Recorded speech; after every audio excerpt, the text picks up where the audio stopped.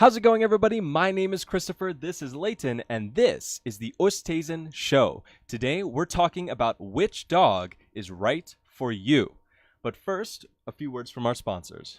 So obviously you guys know we're coming to you from Partners Dog Training. Really proud of our school. We got some great things happening.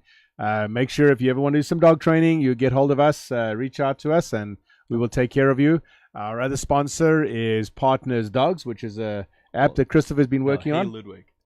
I'm sorry, HeyLudwig. HeyLudwig. Still thinking about the website. Still thinking about Partners Dogs. So HeyLudwig is a online dog trainer that you can access through Facebook Messenger. Basically, you tell it about your dog, and it uses your dog's behavioral traits to create personalized curriculums to solve problems, teach tricks, train obedience, and everything else down the line.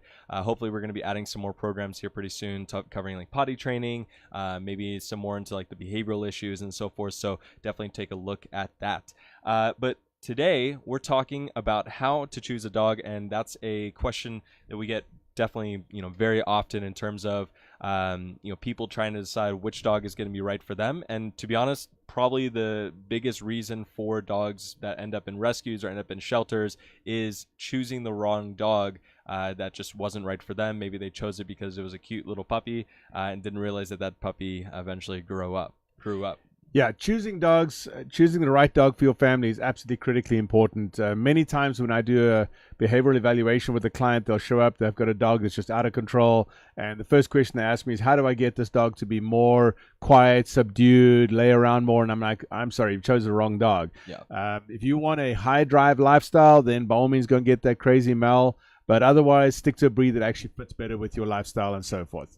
Yeah, that's my favorite question, is when people are like, oh, I saw this Malinois in a movie, and I think that'll be a great dog for me, and they have like a family with like 2 children that are They need to come and see Karnak. They're going to see our Mal at home. I was actually going to shoot some video of him just coming out of his kennel in the morning, but it was dark this morning, and he is just crazy. He'll spin 4, 5, 6, 7 times just in the time it takes you to open the gate, and that's the kind of drive that you're getting when you get one of these high-powered dogs. Which is great for many circumstances, and that's why you really do need to analyze your kind of lifestyle, what you're getting the dog for. Is it for a working purpose? Like maybe you're wanting to, you're a horse person, you're wanting to teach your dog how to do herding, which in that case, maybe a cattle dog will be the right dog for you. But a cattle dog is not also going to be a great, family pet that you can give an elderly couple or anything like that, because obviously it's going to be way too much energy, at least for the typical lifestyle. Now, some people are obviously different. Some people have different personalities, and it definitely is true that people pick the personality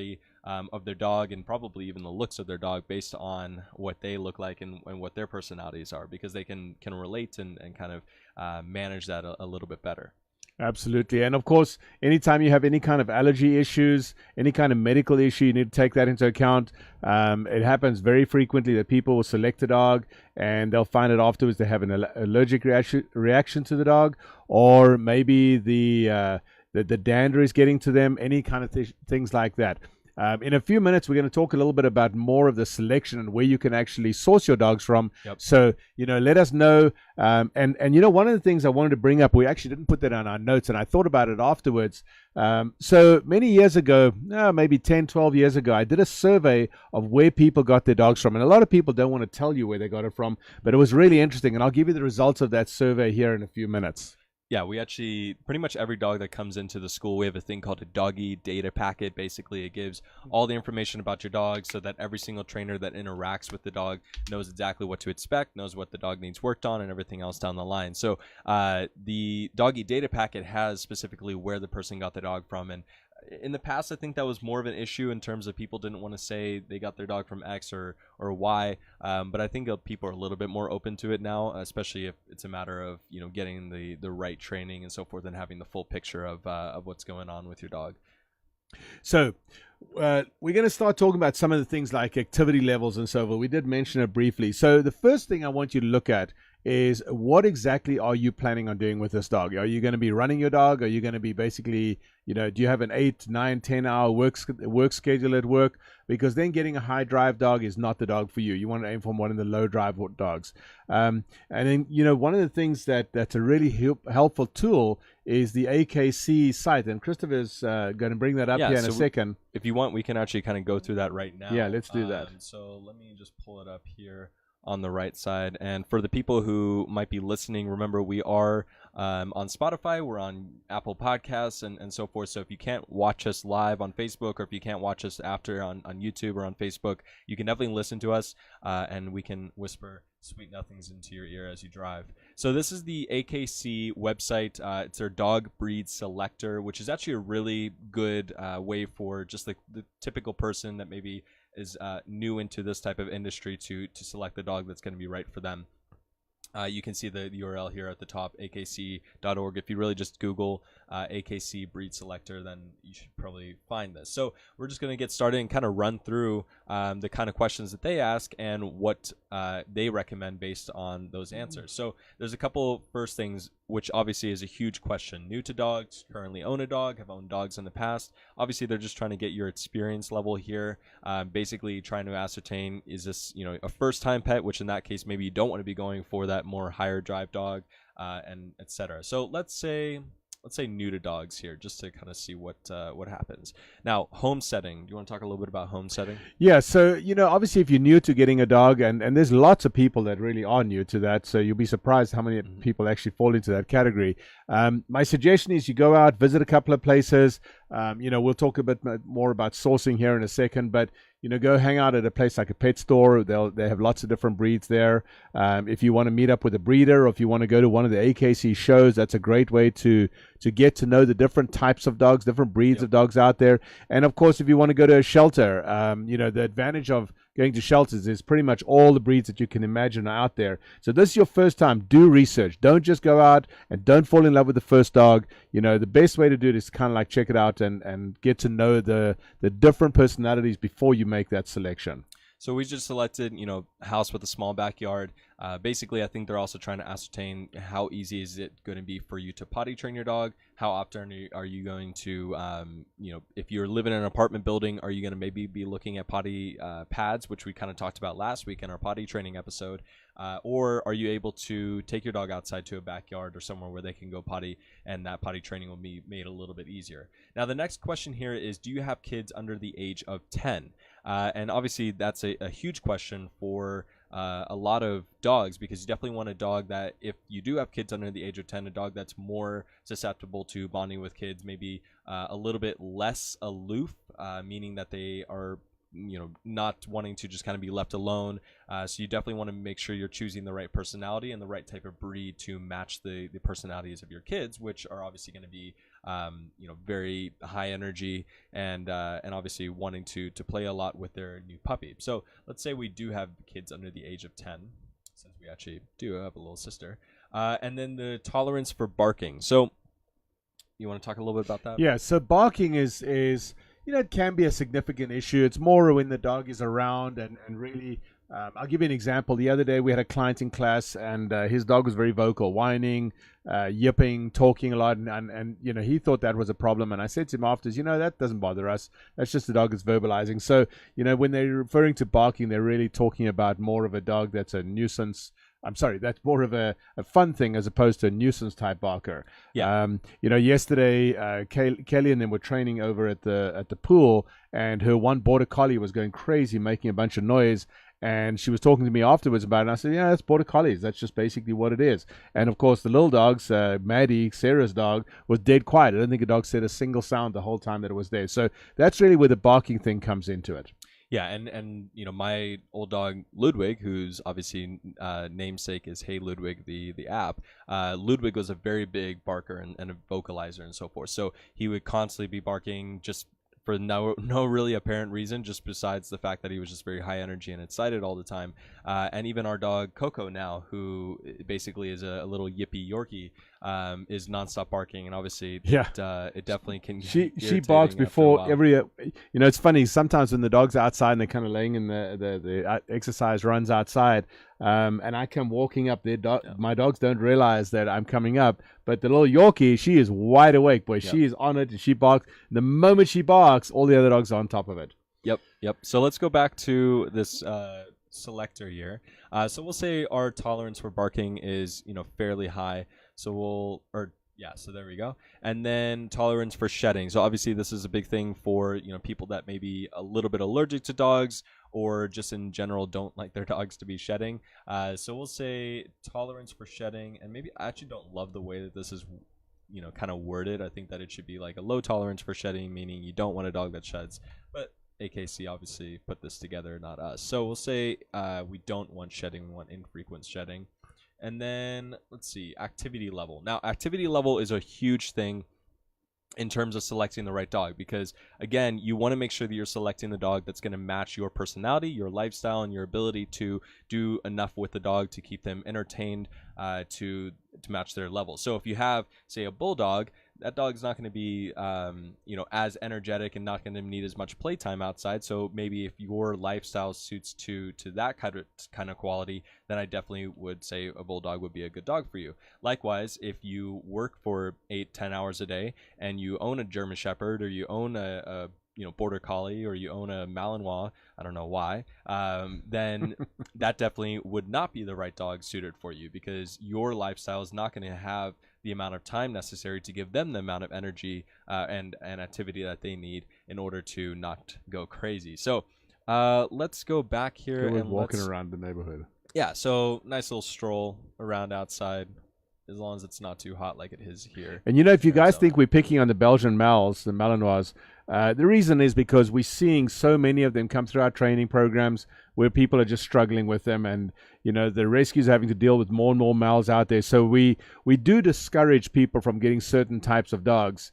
They're just not the right dog for the majority of people's environments, and they're a working breed, but there are other dogs out there that also struggle in that environment. If you get a husky and you don't give them enough attention, you're going to have a problem. And something I want to mention, obviously we're being very breed specific here tonight, but keep in mind, it's not always all about breed. It's about the personality of a dog as well. Exactly. And you'll find sometimes if you breed, like for instance, if you have a Chow and a Labrador mix, then certain breeds like the Chow breed will come up to the forefront. You'll get more of the Chow look to it. And, being that the Chows are a little bit more independent and more aloof, they want to do their own thing, that's going to be a difficult dog for you to train if you're not an experienced handler. So to go back to the new dog thing, again, experience matters. If this is your first dog, that's probably not a good dog for you. Now, of course, whenever I say these things, I know I'm going to get blown up afterwards about, I remember once I said that if you want to get a Rottweiler, this was years ago. I wrote somewhere, I think in an article that I wrote for a magazine, I said, if you want to get a Rottweiler, and I happen to love Rotties, then understand you have to go train that dog, because they're not self-training, right? They, whatever. Oh my gosh, somebody wrote this letter to the editor and just blew me up. And I was like, wait a bit. I've worked with hundreds of Rottweilers. They definitely are a dog that requires a specific amount of attention, but the same would apply to a German Shepherd or the Belgian Mals or a Dutch Shepherd and so forth, all of which I've owned and we own. They require work. So we're always guarding against that. If you're not prepared to put the work in, then that's not a good breed for you to get.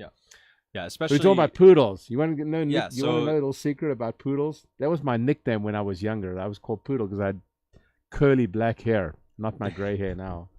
We should actually start calling you that. Yeah, we should definitely go back to that. Yeah. No. So our match was a poodle here, miniature or standard, which they base that off of you're new to dogs. So poodles are actually, you can talk a little bit more because you've worked with a lot more. Yeah. Poodles than I So have. the standard poodle, which is the one you're seeing on your screen there right now. Ironically, they're supposed to have, they're considered by many people to have the highest level of intelligence. They are really intelligent dogs. I actually was watching a dog today working with a client who has a handicap, and this is his handicap assistance dog. Beautiful dog, but obviously he's having to do some work. Again, remember what AKC is trying to do here is they're just kind of trying to guide you towards a specific breed. So even if the poodle's not for you, I would still run through this program because it does kind of show you the things that you got to be cognizant of. Yep. And if you end up with a breed like this case, they're saying poodle, but you don't want a poodle, that's fine. Just go back up through the steps, and you'll come up with some different breed selections. The beautiful thing about the internet is that you can use resources like this, but there's a ton of resources for every single breed. All their lineages, their histories. Actually, that's one of the most fascinating things I find is the actual history of some of the dogs. I can't remember which dog it was, but there was a lot of them that were used in like World War II, and that's what they were kind of bred for. I want to say they were running like medical supplies back and forth. Wasn't the shepherd? Maybe. Well, shepherds were used in more of the protection and so forth. But yeah. there was God another. dog. I can't remember. God breed. It was a specific kind of dog that was specific like to run medical supplies Right. back and forth to soldiers. And I was like, oh, I never knew that. That's pretty interesting. And so there's a ton of research on pretty much every single breed that's out there, and even a lot of the mixed breeds. So if you ever are curious in terms of, Yep. hey, maybe this might be the right breed for me, or at least it looks cute, then you have a lot of resources to go ahead and do that research. And then of course the best research is actually going and trying to interact with some of the breeds that you're looking at, and make sure that they are going to be a right fit for you, and specifically that dog's personality. Because as much of a breed might generalize the type of personality, I've seen plenty of energetic bulldogs, and I've seen plenty of maybe a little bit more Calmer Labradors or whatever. Yeah, Labradors. Yep. I want to say it was someone was talking about their golden retriever, and usually golden retrievers are pretty high drive dogs and pretty curious, but this one just like to lay around all day. So the Right. personality of the dog definitely can differ, just like the personality of people can differ. So definitely make sure to do your research and so forth. But let's go and just take a look quickly on the poodle. So the reason why they suggested that is new to dogs, so poodles are a little bit more susceptible to training, again depending on their personality of a specific poodle. Live in the house with a small yard, so I'm guessing they're implying that the dog's going to be fairly easy to potty train. Of course, that also depends on your strategies in potty training. Having kids under 10, so poodles are pretty I would say They're more relaxed. and They're more relaxed they're around kids, good around kids. and then high tolerance for barking. So poodles are definitely a little bit more of a vocal breed, and then the shedding is obviously very nice because poodles don't shed very Right, much. and that, by the way, is probably why this particular one, because we chose the low shedding. Right. And most dogs shed. In fact, almost all breeds shed. Yeah. So if you have a shedding issue, if you have an allergy issue, you really want to pay attention to that. Even the dogs that they supposedly say don't shed, almost every breed out there sheds. Yep. Let's talk a little bit about some of the other factors. Age is one of the biggest things. So puppy versus young adult versus old adult. So basically we want to divide it into three sort of phases of life. Puppies, anything up to, let's just say year and a bit of age. Young adult, year to maybe 3 or 4 or 5 years, and then an older dog like a geriatric. That would be something you're probably gonna adopt or rescue. Yep. The biggest factor is the energy level again, and again we keep coming back to this. Energy level of a puppy is much greater. You got to do a lot more work on the housebreaking. And I specifically want to bring up, I actually had a client that, in fact, it was his idea that we did this program.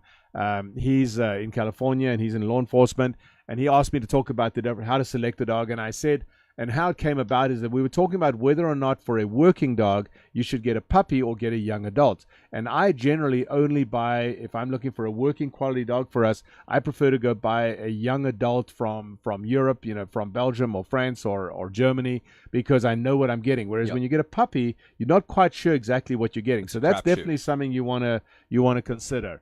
A young adult, a working quality dog, is going to be a lot more expensive because the guy that has got that dog, he knows what his dog is worth, and he's already gone through those phases. So And the phases are socialization, which is a Right. huge thing, especially younger on or earlier on.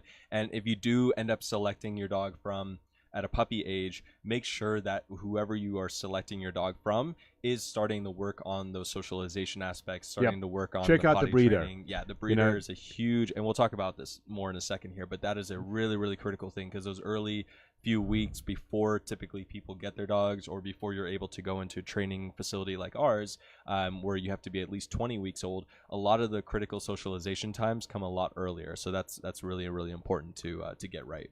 Right. And now if you're looking for a puppy because you have small children and you really want to do something with them, there are puppies that you can rescue. A lot of the rescues, if they come across a litter, will place them up for adoption. And of course, then you've got pet stores, and I'm going to talk about that here in a little second. The final one, you want to talk about seniors? Yeah, so senior dogs definitely typically have a little bit more of the medical issue side, so make sure that you have a plan and the resources to be able to accommodate that. Senior dogs can also have other medical issues in terms of deafness, which might not necessarily be a financial issue, but definitely could be an issue in terms of training, having the knowledge and the know-how to be able to train a dog that might be deaf, or be able to communicate with a dog that might be deaf.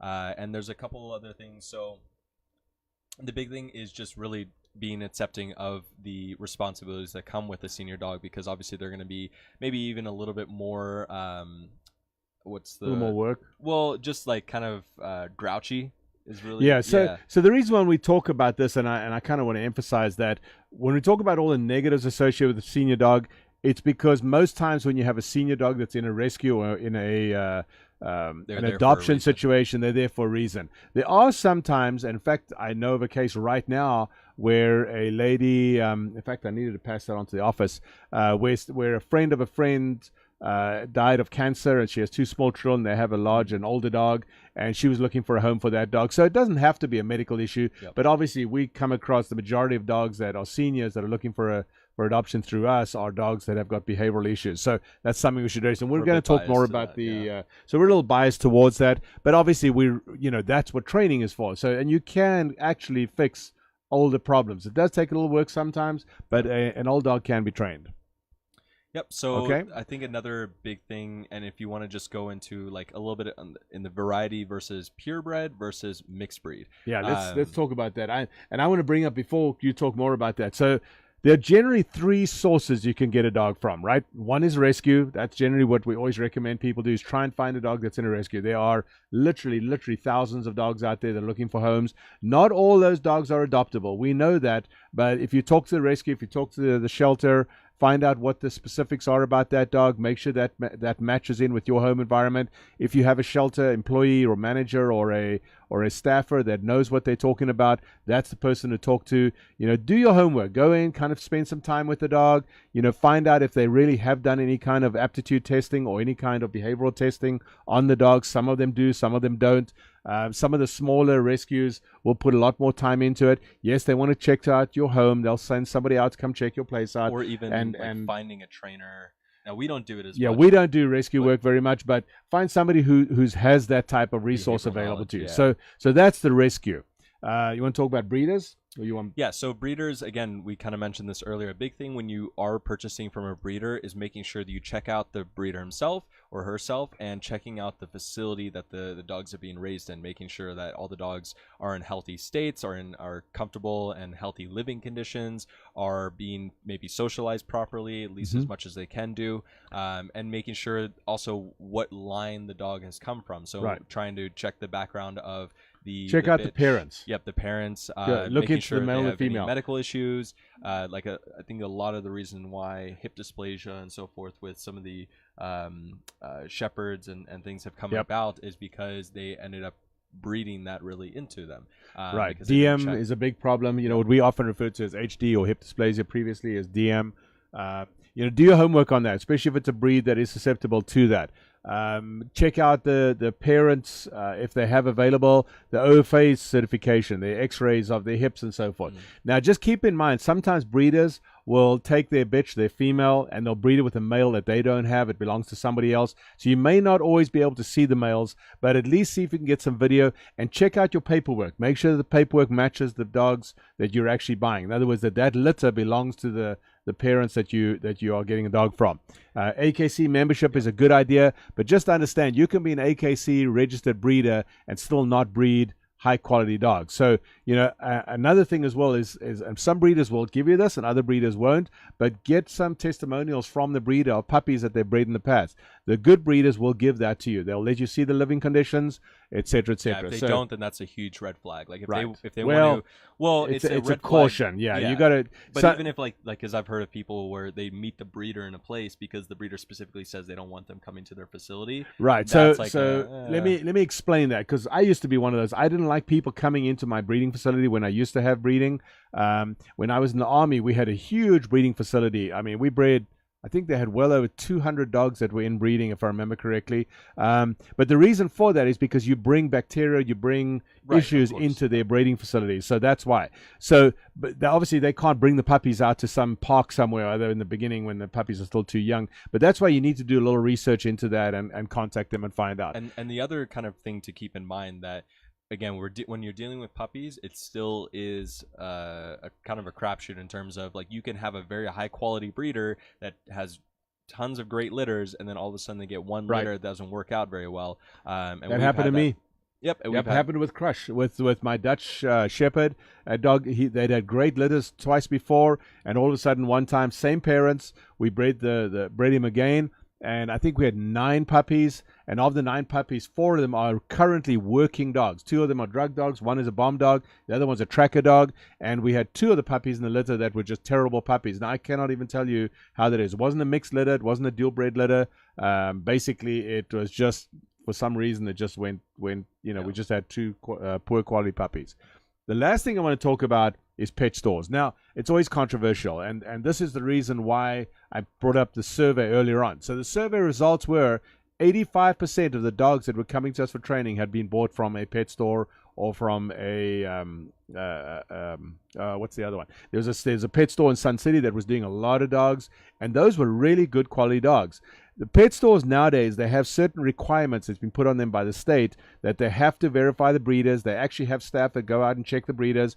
The big advantage of a pet store, and whether you're pro or against, this is one thing we can't argue, is that you can go there and you can see a selection of puppies that are different breeds, and you can talk to people and you can experience all the puppies. And if you decide you don't want to buy from them, that's fine. Then go check it out, find out what puppy you really like, and then go online and buy a puppy. It's also kind of like we recommend that for people that are wanting to make their first purchase in guns. Like, obviously we do a lot of shooting, and often we get people to say, oh, what gun should I buy as my first gun? And we recommend just going to like a gun range. Here in Arizona, there's a range called Scottsdale Gun Club, but there's a couple other places I'm sure you could go where you can test a variety of guns, find which one that you really like, because there is different feels and different textures and different sizes and so forth. So being able to feel what your preference is and then buying that gun afterwards is a really good idea, and especially for dogs. Right. I thought you were going to say don't buy it at the gun shop, go buy it online. Don't do that. Gun shops will be mad at me. Let's talk about one other thing. So on the pet store thing, again, do your homework and go check out the dog. Spend some time there. What's like the biggest kind of argument that people bring up against pet stores? So the biggest argument is that they puppy mills, right? Or they take dogs from puppy mills. Or that they take dogs from puppy mills. Now, the pet stores that we've worked with and we do a lot of training with, they don't do that. They actually have, in fact, one of the owners of the company travels out once every period, I think it's like every 5-6 weeks, and they go and they visit the actual breeders that they train with. And I don't want to get too involved in this discussion tonight because it's controversial, but the irony is that the definition of a puppy mill is if you breed more than 5 litters a year. Well, that would make the military a puppy mill because we breed hundreds of litters, and it's just an arbitrary number. It means absolutely nothing. The worst problem with breeding is not pet stores. The worst problem is backyard breeding. People that think it's cute because they want to breed 2 dogs. Oh, well, I've got 2 dogs and I think it'd be cute to have a litter of puppies. Or they come across, or they come and they tell us that they have a female, so let's breed a litter because she wants to be a mother and so forth. It's absolute nonsense. They don't need to be a mother. They'll be fine on their own. But that is actually the biggest source of breeding issues in our state. And if you really want to get into it, you can look at the fact that the overpopulation and the majority of overpopulation in humane and in animal control are Chihuahuas and Pit Bulls. And I can tell you now, no pet stores sell those 2 breeds because they're just way too easy to obtain, and so therefore they stick to the dogs that they find are that they can charge more money for, obviously, but at the same time that are better selling dogs. So the bulldogs and those kinds of dogs. And of course, again, if you come back to it, they're buying from breeders. All they are is just a middleman. If you go directly to the breeder, or if you go online and you buy a dog online from a breeder, you in effect are doing exactly the same thing that they're doing. So again, like I said, it's controversial, and I'm sure somebody's going to write back to me and tell me this, but that's how you do your homework. Go and check it out. Ask them about where the dogs came from. And if you really want to get on a plane and fly out to breed and go check it out, I'm sure that in most cases they will allow you to do that. And I'm all for doing as much homework. I've literally traveled all over the country checking out dogs for breeders. I don't do it anymore, but I used to. Checking out dogs for clients. And I've even been over to Europe or dealt with people in Europe doing that as well. Now let's talk about littermate syndrome. Oh, gosh. And that's there definitely is a bit of controversy. We have a pretty strong hold that it is a true thing, but some people argue that it isn't.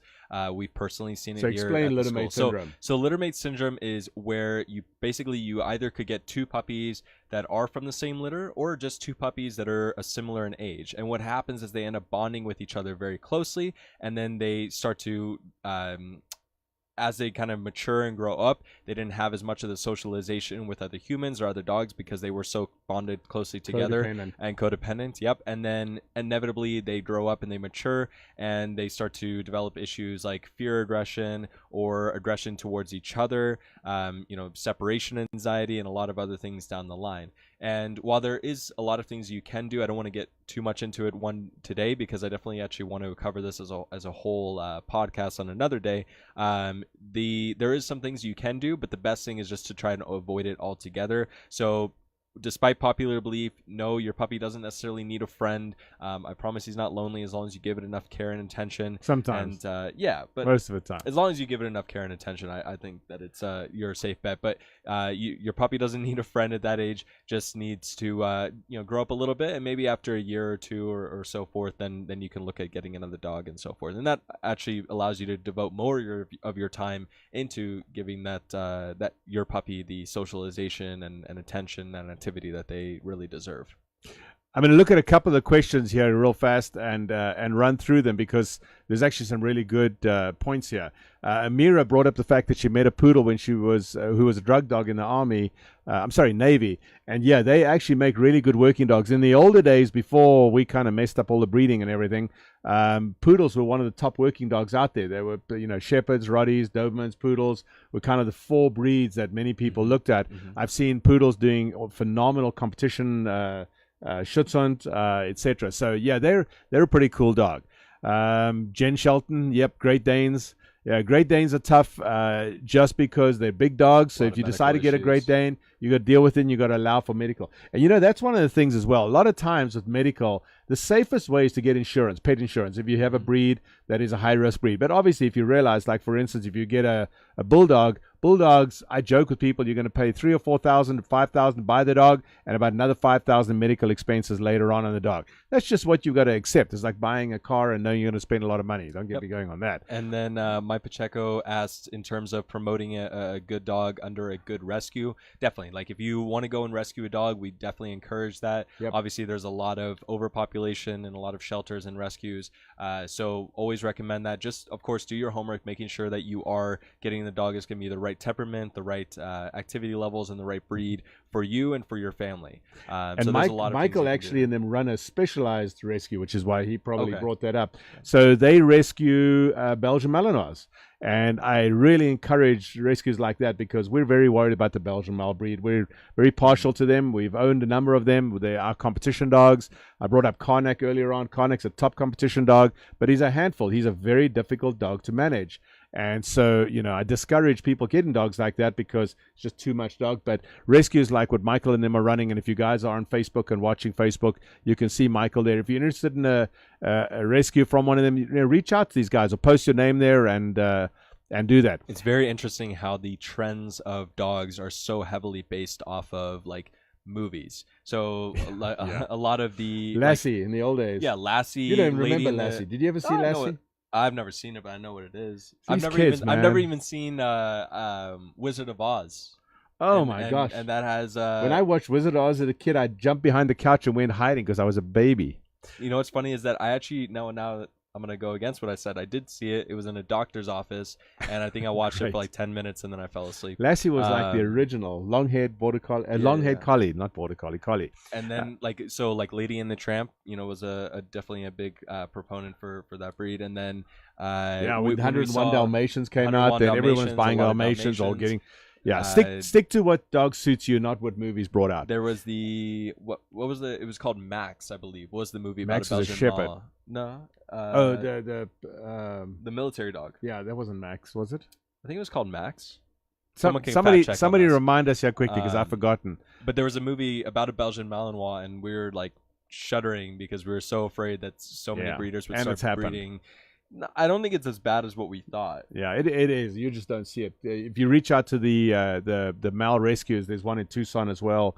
Forget her name now, but anyway, she's very into that. Definitely didn't blow up though as much as 101 Dalmatians or anything like that. So I wanted to bring up, if you look on here, this is a real cool comment, and I love you guys commenting here because it actually makes it really neat to see what you guys are all saying. So Linda Conrad used to train. She used to be one of our instructors here many years ago here at the school. In fact, her two kids also grew up training here at the school. They were in a music video with us as well. But Linda actually has a company that trains cancer sniffing dogs. I haven't seen her for a few years, but she's got a new training school. And then Caitlin says it was Max. You were right. Yeah. Boy, it's not often I say that to you. You're right. Anyway, Linda, if you ever want to get involved in or know more about cancer sniffing dogs, then reach out to Linda and she can help you out on that. We don't do service dog training or anything like that right now. We've stopped doing that just because of some other issues and so forth. Real quick, let's talk about pure breeds versus mixed breeds. So that's probably one of the biggest discussions or debates out there. Truth is, I don't think it really matters that much. You know, I used to be Nowadays, a purebred person. There's so few pure breeds out there. So purebreds technically is that if it is a purebred, let's say just say German Shepherd. But remember that the purebred German Shepherd also comes from a line where they bred it with other dogs to get to the German Shepherd. And even the German Shepherd, there's like 4 or 5 sort of varieties. There's the white coat, the shaggy coat, etc. So, you know, and even the Malinois, there's 4 different males, if I remember correctly. Gosh, it's been since a while since I have to work that out. But you know, purebred, yeah, I think it's a good idea if you're getting from a breeder to obviously get a purebred dog because they're not going to breed it. But some of the designer breeds, i.e. crossbreeds or whatever you want to call them out there, Golden Doodle is a great dog for families. I love the Golden Doodle. It's one of my favorite breeds, and there's a few others as well. Michael mentions designer breed. Yep, that's correct. The Yorkie Poo is a good breed. I'm trying to think. There's another small Golden Doodle. Golden Doodle. Yeah, Golden Doodle is probably one of the best ones we've come out with the last few years. Yeah, definitely. And a lot of them were, I mean, at some point, like they were bred for specific purposes. So I don't know how much you could really get down to the pure breeds of it. I think that's a little bit more. Yeah, earlier on, somebody asked about that. Let me see. Amira asked about that. I think it was Amira that asked. I'm looking through all the notes here, but I'll just answer it really fast. You know, do certain breeds, if you're looking for a certain task, then certain breeds are better off towards that. Absolutely. So if you want to do something like nose work or tracking or any kind of scent detection, drug detection, explosives, anything where the dogs are using the nose, then obviously dogs with a better nose are going to do a better job of that, right? Labradors, bloodhounds. Yeah, like the bomb squads all use Labradors because they really love that as a breed. It kind of gives them the best balance between controllability, trainability, and obviously scent ability. Bloodhounds are better tracker dogs than a Labrador, but a bloodhound is not as easily trainable to obedience and stuff like that. So using a bloodhound as a bomb dog is probably not as good of an idea. When we were in the army, it's funny because I actually on our website, the army website for our dog page, they were talking about it the other day where they bred wolves into German Shepherds. They mixed the 2 breeds together and created a kind of like in fact, the first couple of dogs were dogs by the name of Jungle and Congo. And I remember them because they used to scare the heck out of me. But those dogs were absolutely phenomenal tracker dogs, but there were days they would just not work, and you couldn't exactly force them because you're talking about a 25% wolf, I think was the percentage, if I remember correctly. So definitely that makes a difference. So probably the biggest question I think we get as like people that don't know the dog industry as much as, or at least know us as much, are what is your favorite dog? So what's your favorite type of dog breed? What's the second question is always, what's the easiest one to train? Yeah. So let's look at that really fast. Trainability, if you want to know how easy a dog is to train, comes in how happy or how willing the dog is to satisfy you, right? So if you have a breed that is aloof, that is independent, doesn't really care about what you think, that dog is going to be more difficult to train. So if you want to train, and I'm specifically not referring to a breed here because I'll get into trouble, but if you show up and you want to train a dog to do tracking, then you would not use a Pekingese, for example, because that dog has absolutely zero interest in tracking something and then reporting back to you. That would be a dog like a bloodhound. If you want to do agility, then stick to something that is agile and fast and that is happy to work for you and that is toy motivated. So all those things do play a part in that, and I hope I've answered that question. For us, so, and probably his favorite breed is Malinois, just in terms of, because again, we do a lot of working dog stuff, and he does French ring, used to do French ring, and so Belgian Malinois are very good for those types of activities, but of course you wouldn't put that into a family environment, and they aren't easy to train. They're good if you know what you're doing, But if you don't know what you're doing, you can definitely, create a very bad Yeah, get into a situation lot for of you trouble. and so forth. And I think that, so Michael asked there, are Dutch Shepherds basically Malinois on steroids? I would honestly put a Malinois like Yeah. more, definitely way more Yeah. energy, just in terms of like based on what we see. And they're also super agile. Like Dutch Shepherds are a little bit more heavier set, so I would say a Dutch Shepherd's closer to like a German Shepherd. Personally, my favorite type of breed is a German Shepherd, just because I love like their personality. I just wish that they were bred a little bit better in America. And you see, Linda also commented that the Aussies and Shepherds are better for cancer detection because of their work ethic. That's the same thing. Their willingness to please, work ethic is the term that a lot of people use, etc. Okay. Cool. So the question of the day is, what kind of breed of dog do you have, and what led you to make that decision? And then, so we'll see you guys next week at 6 p.m. Mountain Standard Time, and we will be talking, I had it selected here, Territorial Dogs. So Territorial, not possessive, because that's going to be another subject, but Territorial Dogs. So definitely stay tuned for that one, because that's a big issue that we see a lot. Great story. I'll give you a little teaser. So the other day, while we were working on the fencing here for the new school, I've got a hat on, I got glasses on, and I'm dressed a little differently, and I walk up to Sarah in her car. She's pulled up alongside, and her dog just about went crazy being all territorial because he didn't recognize who I was. We'll talk a little bit more about that. So if you have dogs that are territorial in the back of the vehicle, or if you stop at a traffic light. But now, is that territorial or is that possessive? That's what we're going to talk about next week, is what's the difference? And how do you determine? And which one's allowed? Is it okay for a dog to be territorial? Maybe it isn't. Maybe it is. So and is the dog protecting you? Yeah. Stay tuned, and we'll see you guys next Wednesday at 6 p.m. Thanks very much, guys.